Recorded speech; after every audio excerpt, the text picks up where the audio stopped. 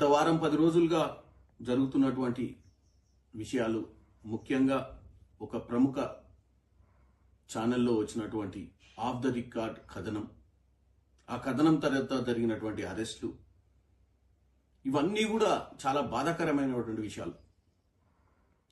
ఎందుకంటే నేను ఒక అధికార ప్రతినిధిగా, మీడియాతో సంబంధాలు ఉన్నటువంటి వ్యక్తిగా నాకు అందరూ దగ్గర వాళ్ళే.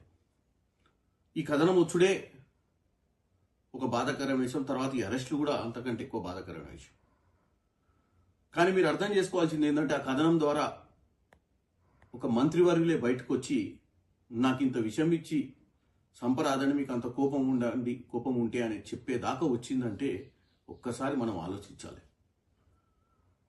ఒకప్పుడు జర్నలిజంలో సంపూర్ణమైనటువంటి సాక్ష్యాధారాలతోటే కథనాలు కానీ వార్తలు కానీ రాసేవారు. ఇప్పుడు ఊహించి ఇలా జరుగుతుందేమో, ఇలా జరిగి ఉండవచ్చేమో అన్న విధంగా మనం కథనాలు రాయడంతో ఒక మంత్రిగా ఉన్నటువంటి వారే ఇట్లా వచ్చి వాళ్ళు బాధపడుతున్నారంటే, మరి ఒక ఉన్నత చదువుకొని ఆ స్థానంలో ఉన్నటువంటి అధికారిని, మరి ఆమె కుటుంబంలో కానీ ఆమె సమాజంలో ఆమె పనిచేసే వ్యవస్థలో కూడా ఆమె ఎటువంటి పరిస్థితులకు ఎదురవ్వాల్సి వస్తుందో మీరు ఆలోచించండి. ఈరోజు ప్రభుత్వం మీద తీవ్ర ఒత్తిడి రావడం వల్లనే దీనికి ఎక్కడో కాడ ఫుల్ స్టాప్ పెట్టాలి ఆఫ్ ద రికార్డ్ కథనాల కన్నా ఉద్దేశంతో ఈరోజు ముఖ్యమంత్రి రేవంత్ రెడ్డి గారైనా ప్రభుత్వంలో ఉన్నటువంటి నాయకులైన నిర్ణయం తీసుకోవాల్సి వచ్చింది. దీనివల్ల కొంతమంది ఇబ్బంది పడవచ్చు, కానీ ఎక్కడో కాడ ఇది ఆపాల్సిన అవసరం ఉంది. ఎందుకంటే సమాజంలో మీడియా చాలా ఇంపార్టెంట్. మీడియా ప్రజల్ని చైతన్యవంతులు చేయాలి. నాయకుల మీద కథనాలు తప్పంటలేను.